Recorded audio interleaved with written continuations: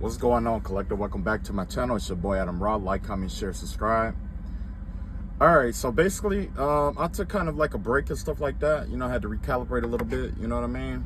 And I had got quite a few downloads, man. It was wild because all while I was gone, I was getting all these downloads, and I'm just like, okay, cool, whatever.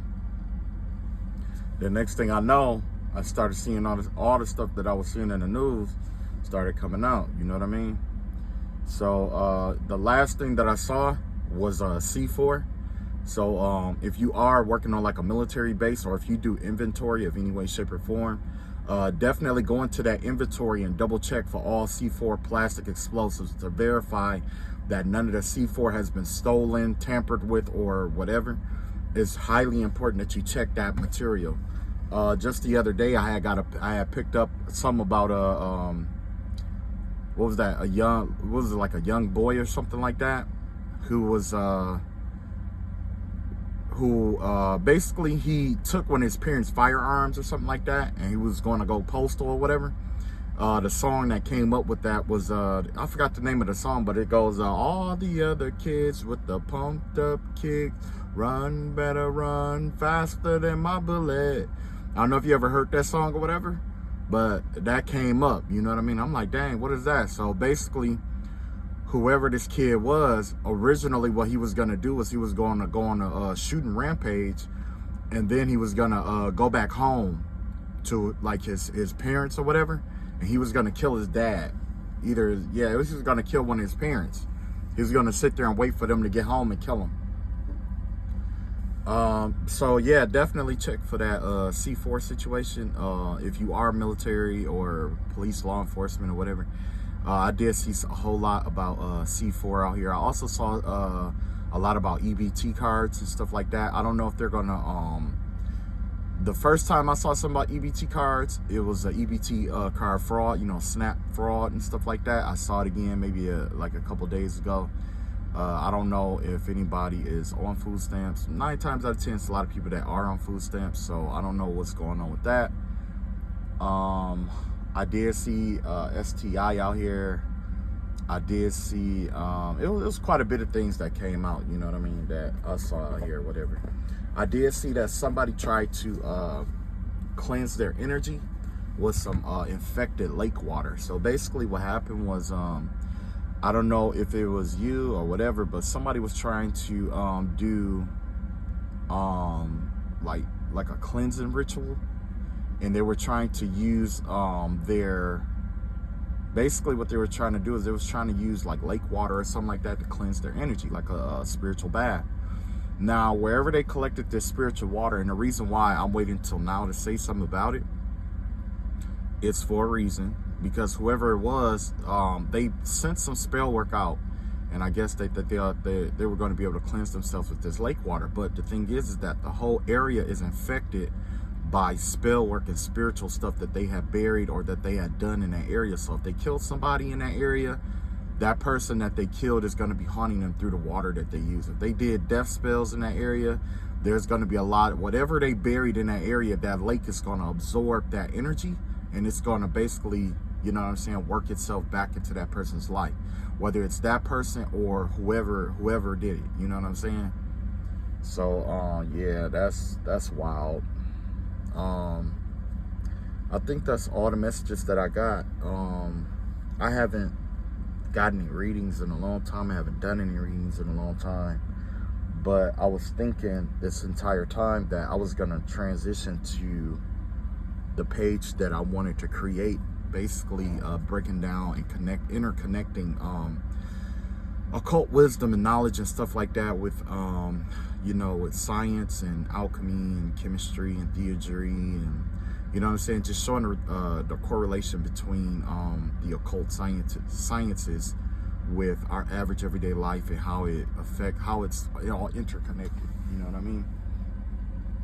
So basically that's what the videos are going to be about, just pretty much just breaking down the occult and stuff like that. And also I had I think it was like it wasn't that far ago, I was talking about how people were trying to do destiny swaps and stuff like that. Well, basically, the deities that they were going to do these destiny swaps, one was Beelzebub, right? And the star that's associated with him is Polaris. I did write that information down, and I got it. If you give me a second, I can pull it up, and I'm gonna show you exactly how the destiny swap works and how it operates and stuff like that. But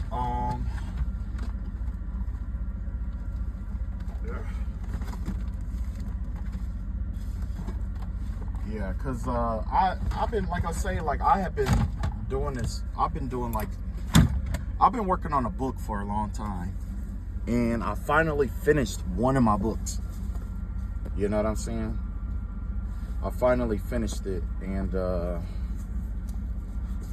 all that information is in it. It's a collection of all my work, work and how I've been faring this entire time. So just one second, let me thumb through it, and I'm gonna find the right one, and I'm gonna teach you from that. All right, just one second, because I know I got it here somewhere.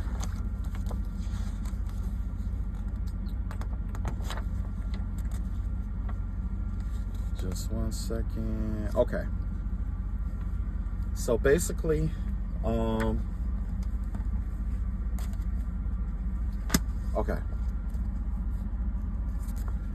All right. So this is basically how the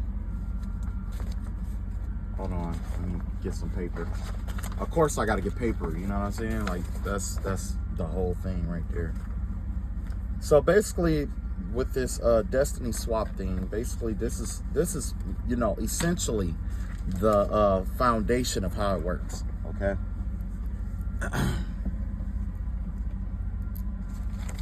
So basically what happens is, let me zoom out a little bit. Okay. So basically this is what happens, right? So every low vibrational force, like demons and stuff like that, they all have a star or a constellation that they operate under. Okay. For those of you who don't know, you could check out, you can reference the Key of Solomon, not the Key of Solomon, but the Wisdom of Solomon, I believe, or I think it's the Wisdom of Solomon, right? And basically in this book, it talks about how Solomon got the you know, got authority over, you know, like demonic forces and stuff like that. You know what I'm saying? So basically you have demons like Beelzebub, right? And the star that is governed, that he governs, is Polaris. Okay. So Polaris has, I believe, 7 stars. 7, let's see, 1, 2, 3, 4, 5, 6, 7. It has 7 stars in it, right? So essentially these 7 stars is going to create a heptagon, right? And with this heptagon, I'm going to explain everything on how it all works. So this star right here, we're gonna start right here, right? This is Polaris, okay? This is one of the stars that's in the minor, the Little Dipper. Okay, so basically he's governed by the Little Dipper. Okay, that's the constellation that he governs under. Okay, the Little Dipper. Now with this star Polaris, this right here, each star in the constellation has a meaning to it. Okay, so like with Polaris right here, the meaning behind Polaris has to do with like guidance and hope and constancy. So with Beelzebub, what he does is he has this somewhat of an authority where he guides people, try to, you know, screw up their hope and how constant they are in life. Okay, and it's through this star. This star is the major star right here, which is Polaris. So from Polaris, number 2, you have Kokab. Kokab is the companion of the night traveler. This has to do with like protection and stuff like that. So I'm gonna put Kokab down right here, okay? And the reason why I do that is because normally there's a pattern order, okay? So Kokab is going to be governed by the Night Traveler. This has to do with traveling in the night, traveling in shadow realms, traveling inside and outside of veils. Basically, it's traveling safely through unseen realms, like the astral realm. Basically, is what that's going to be, okay? And then you have Furqad, right? Furqad. Wait. Yeah, Furqad has to do with stability, prosperity, and things of that nature, okay? So I'm just going to put prosperity right here, okay? And I'm going to show you how everything all interchanges, all right? So I'll put guidance here, because that's what that governs. This has to do with traveling. The Night Traveler or traveling. This has to do with prosperity. This one here is Euryalus. This has to do with seat of power. Has to do with the seat of power, which is essentially what? Either it's going to be a throne, a crown, that kind of vibe, okay? And then we got over here we got Alifa al-Farqadain. This right here has to do with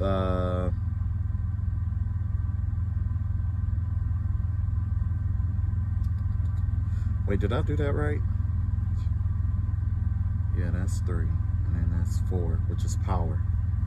Power in the Caduceus. Hold on just a second here. I'm just verifying that I want idolatry. Okay, so this is gonna be number 5. This is the dim-witted calf. Okay, that's the dim-witted calf, right? And then from there we have number 6, which is Yildan. Yildan is represented by the connection to the crown. Crown, okay? Your crown chakra, basically, right? Or the crown chakra, right? And then last but not least, we have Alifa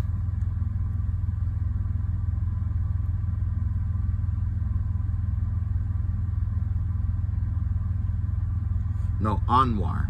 There it is.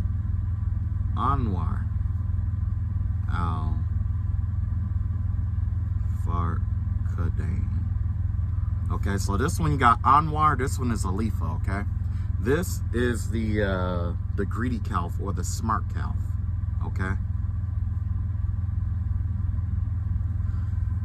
So each of these, they have a you know, like a deity over it, or I mean not a deity, but a demonic force over each one of those, okay? So far what I have so far I see that there are 3. You got Beelzebub over this one. This one here with the prosperity had to do with Baal. This one down here with the traveling and the Night Traveler was I think one of them is Jezebel. I think this is Jezebel.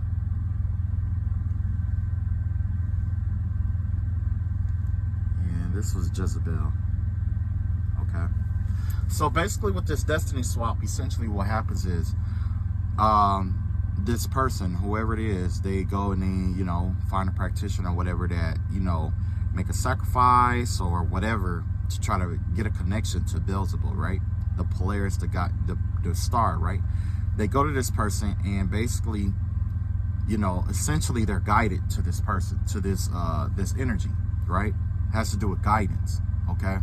So basically, once they reach out and the connection is good, they receive some kind of guidance, okay? They tell basically what they want, and then they talk about, you know, in this energy right here, the Polaris star is what guides those low vibrational energies towards what they're looking for, okay?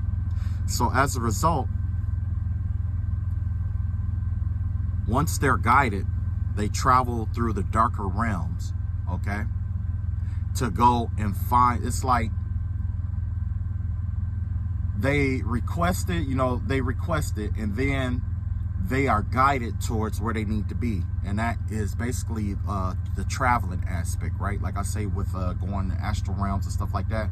So basically, it's almost like divination, but it's more like you are going in and out of someone's life to try to see what they have, or whatever it is that you're trying to exchange or whatever. There's like some traveling that's involved, right? So you may send that spirit or whatever energy towards whatever that person is, you know what I'm saying, the travel or whatever, right? Next, what happens is that right there leads to prosperity. So once they do the ritual, whatever, and they're guided to where they need to be, and they send out, when they travel toward you or whatever, or they send the energy to travel towards you, what happens is Beelzebub rewards them with prosperity, saying, okay, if you can do this or whatever for this to this person, I'll repay you with whatever it is that you wanted. Okay, basically it's the gist of the situation. So after the energy, it goes right. Now if it sticks, they get rewarded. If it doesn't stick, it goes back. Now after this prosperity, after they get paid or whatever, what happens is the money or whatever they're being paid, it's gonna come from your seat of power. So basically it's almost like a scam where Beelzebub go on your spiritual account and deplete money out of your account, pay them a percentage and keep the rest. And then, you know what I'm saying, that kind of vibe, right? But anyway, what's going on here is this Beelzebub is trying to basically block your seat of power or block your crown chakra, okay? Basically, the energy is to block you from whatever prosperity you would be receiving in order to, in exchange, to give it to this other person. And that's what leads us to the dim calf, right? With the dim calf, the person who the energy is being sent to is ignorant. They are unaware of what's going on and all the energy that's being sent to them, okay? It's like they're completely unaware. So what ends up happening is that is what makes you the dim-witted calf. But not just that, there's two dim-witted calves, because the person who's actually requesting it is also an idiot, because they don't realize even if they transfer to this to you, it's only going to be finite. It's not going to be infinite, which means you're going to have to keep looking for other people to keep resending in order to keep whatever this is. You see what I'm saying? So what happens is with this dim calf, you know, the energy is transferred, right? Because once you get blocked, it's supposed to kill off whatever it is that person wanted in your life. And then as a result, the energy with this crown or whatever, this spirit or whatever it is, it binds it, it attaches to your crown chakra, essentially is what happened, right? It connects to like your crown chakra, and then it start feeding off of your crown. And as it's feeding off of your crown, it's rewarding the other person for their greed. And then as a result, after all of this entire cycle is done and over with, guess what happens? All the energy from everybody goes back to its original source.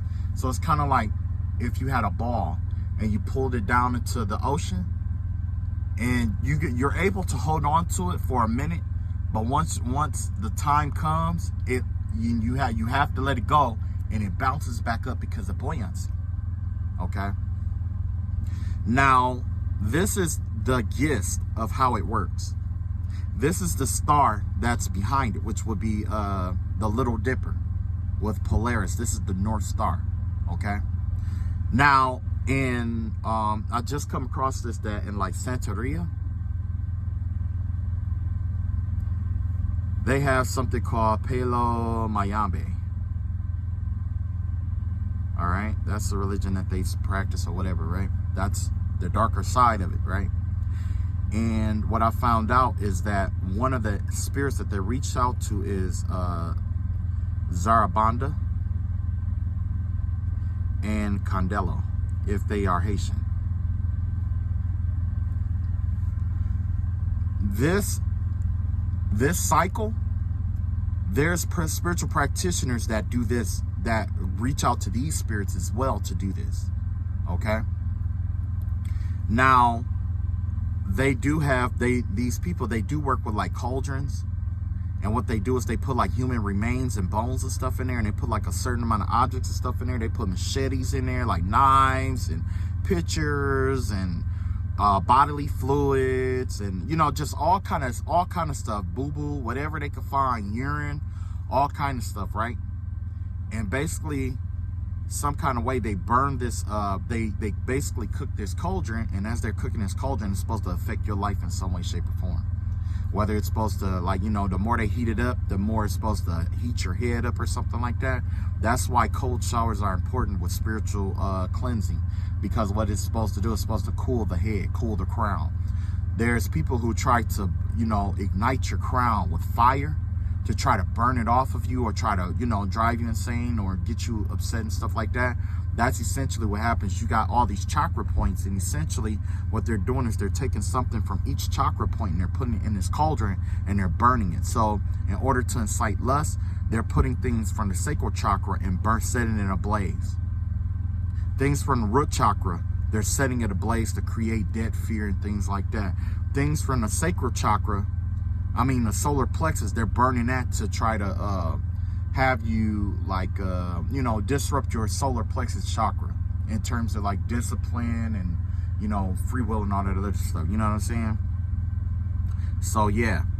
Now, originally, some of the practitioners that do this, they're supposed to be doing it for protection, and they do it for anti-sorcery. A lot of them, you know, anti-sorcery and stuff like that. But you get a lot that abuse their power, is what happened. They know what they could do, and they just abuse their power, and they, you know, some kind of way they try to figure out a way to get out of it by either making you the bad guy, using you as a scapegoat. So essentially, this system, it follows an archaic, it follows the old archaic sense of a ritual, okay? And that's why you have the dim-witted calf and the smart calf, okay? What happened back in the day is when the term scapegoat came from when all the people in the area, they would take all their emotions, hatred, and all the stuff that was undesired, and they would like force it or impose it on an animal, right? They would do it to it like, you know, like an animal. Whatever it was that they wanted taken away from them, they would curse this animal. They would curse it, okay? And then they would set that animal free out into the wild, and then that right there was supposed to free them from whatever it was. So if it was like, let's say if it was debt, it could be a sickness, it could be fame, poverty, whatever it was, whatever it is that they wanted. Then essentially these satanic groups are following that. They're following that. And what they're doing is pretty much making you the scapegoat. And what they do is they take all the curses and hexes and vexes that is on them and try to, like, you know what I'm saying? There was one person that was even doing a kamikaze attack.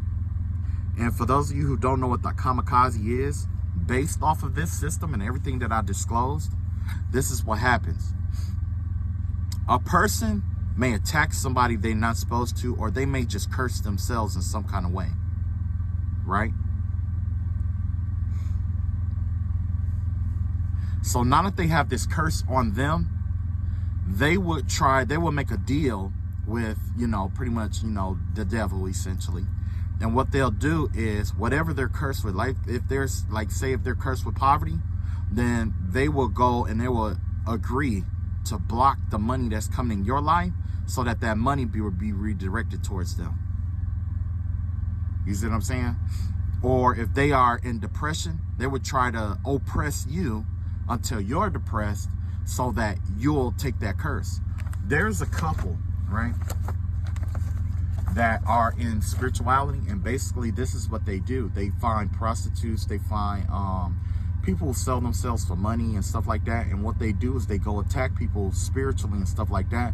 They get all cursed up and stuff like that, and then they transfer this this curse or this hex by sexual nature.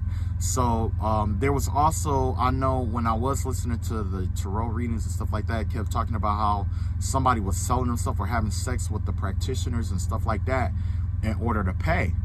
But that practitioner, thinking that they're going to get some of that person's energy and stuff like that, is actually retrieving some of their karma, which is why there has been devastating backfires that have been going on for the longest time. Because the person who wanted these curses done on you know, the chosen ones and stuff like that, what happens is these people are already cursed. They already have these demonic forces and stuff attacking them and stuff like that. Either they're veiling it or they're hiding it, but what they're doing is they're having sex with, you know, witches, other witches and warlocks, okay? And through that, they're transferring they're exchanging karmas with one another. So if that witch or warlock did some dark stuff that's supposed to be coming back to them, it's on the people who had sex with them for money. I mean, for the work. And the one who had sex with, okay, basically the witch who's, you know, the witch or warlock who's going to do the work, they receive whatever karma is on the client, and the client receives the karma that's on the practitioner. So if the practitioner have been cleansing themselves and cleaning themselves and stuff like that, and they know that they got, you know, some decent stuff coming in and stuff like that, after transaction, they would notice that a lot of stuff start going wrong, like their work isn't working and stuff like that, because what's going on is by them having sex or by them exchanging energy in what some way, shape, or form. Don't always have to be sex, okay? Don't always have to be sex, but there's a transfer of energy that's going on here. And what it does is that person who asked them for help had been blocked. So what does it do? It transfers that blocked energy to their spell work. So what does it do? You know what I'm saying? Now, so what happens after that? This person goes and do this deep, dark, just heavy spell work. Like, oh, I can get this to work. I can. And then guess what? That same blockage energy that was on them manifests into their life because it's attached to that person's energy in their life. You see how that works? Nobody thinks everybody wants to do work, but they never think outside the box like that. They never get the concept of, don't get me wrong, there's people who know a lot more than me. There's people who've been doing this for 20, 30, 40, 50 years. There's a lot of stuff I don't know, okay? There's a lot. But this right here is something I do know for sure. This is something I know for sure. This person is transferring their energy to other people. So what happened too is that by the work being on them and them not being able to unblock themselves to do spiritual work and stuff like that, you know, some of them are offering the chosen ones up in order to cleanse their energy too. If I get a certain portion of this energy, what will you give me, basically? If I get this person to believe this, if I get this person to do that, if I do, you know what I'm saying? So everything has a price to it. There's some people that have, like I say, I call it the kamikaze attack because they have the curse on them. And what they do is they try to bind themselves to you in some kind of way, shape, or form and start channeling that, that cursed energy towards you. So you'll start experiencing their symptoms, and then all of a sudden you start believing that you're blocked, and then they walk away scot-free. So there's a satanic group out here who's trying to cleanse their energies, and they're basically, what they're trying to do is they're binding themselves to people of the light, and they're channeling all their woes and stuff like that to that person, to get that person to believe it's them, so that they can walk away. And that belief is magnetic, because we see that in the Hermetic principles, right? Everything is magnetic. Everything corresponds. There's a correspondence between everything, right? So once you start believing that you're cursed, naturally you attract that curse. You see what I'm saying? So that's all that I got for today. Essentially, you know, I think I'm gonna make the channel more like this versus, you know, I mean, don't get me wrong, I will, you know, I'm still thinking on if I want to do the cards and stuff like that, but the breakdown of this occult, you know, wisdom and knowledge and stuff like that is very important. You know what I'm saying? So yeah, all right, y'all take it easy, and peace.